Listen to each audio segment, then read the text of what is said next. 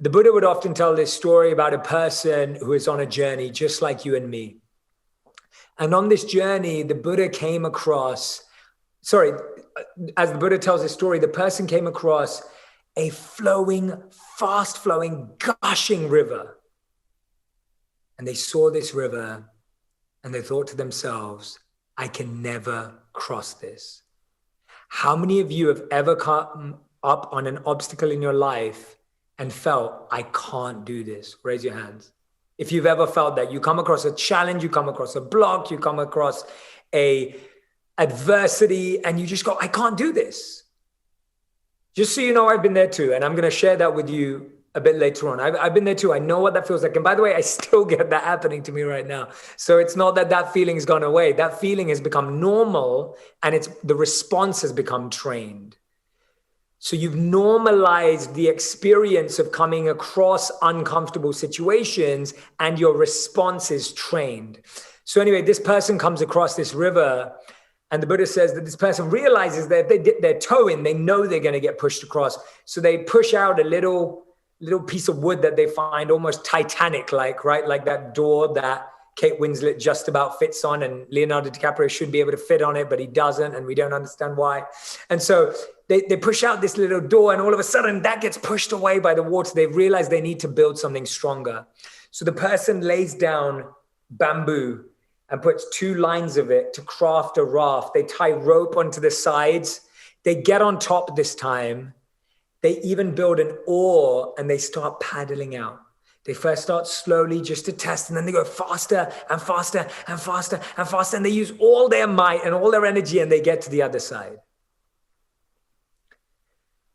They breathe a sigh of relief because they reach the other side. And then they say to themselves, this raft changed my life.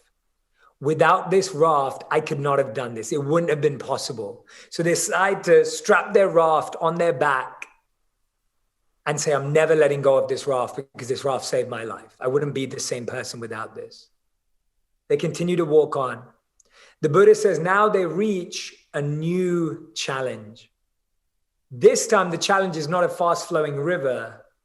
It's a tall, wooded forest with trees dotted at every step. And as they try to walk through with this big raft on their back, the raft keeps knocking against the trees, and they try and maneuver it and push through and try and squeeze through, but the raft gets chipped and knocked and breaks, and then they come to an important realization. The Buddha says that this person realizes that they have 2 choices. They can either let go of the raft and walk through freely, or they can hold on to the raft and struggle to get through. Why am I telling you this story? Because this is the pivot. We have habits, we have mindsets, we have ideas that have served us up until this point in time.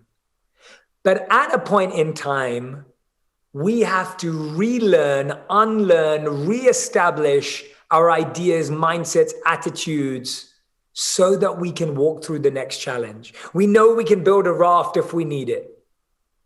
We know we've got those habits in our toolkit if we need them. But we have to realize that sometimes the thing that's stopping us from moving to the next stage is that we're holding on so tightly to this one. If you're holding on to something that's sharp, it will cut you. And we're holding on so tightly, we're gripping on so tightly to this rope, but we're trying to move forward. It doesn't make sense. We're blocked by our own obsession, addiction, comfort. I want you all to reflect on what is your raft. What is your raft right now? What is that thing that is keeping you tied? And by the way, it's not tying you, you are tied to it. It's not blocking you, you're holding it. It's not holding or controlling you, you are holding and controlling it because you don't want to let it go. And I know it's hard. I know it's tough to let it go. I've had to do many pivots in my life. And often when people pivot, other people find it really uncomfortable. How many of you know that even when you talk about pivoting, the people around you start getting scared and start reflecting their insecurities onto you? How many of you have experienced that? Raise both your hands if you've experienced that, where people project their own insecurity onto you when you're trying to pivot. So my life has been full of pivots. I pivoted from being a business student to being a monk.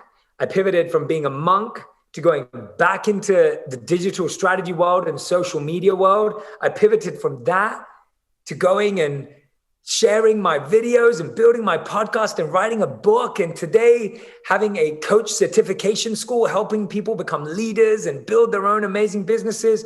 And by the way, every time I've taken each and every one of those steps, I've changed, I've moved and grown. And I feel like the most complete, evolved person that I've ever been in myself today. But it's uncomfortable for people to accept that you could bring all of those parts to yourself. I love thinking like a monk, but I love living like an entrepreneur. I love thinking like a strategist, but I love building teams and communities.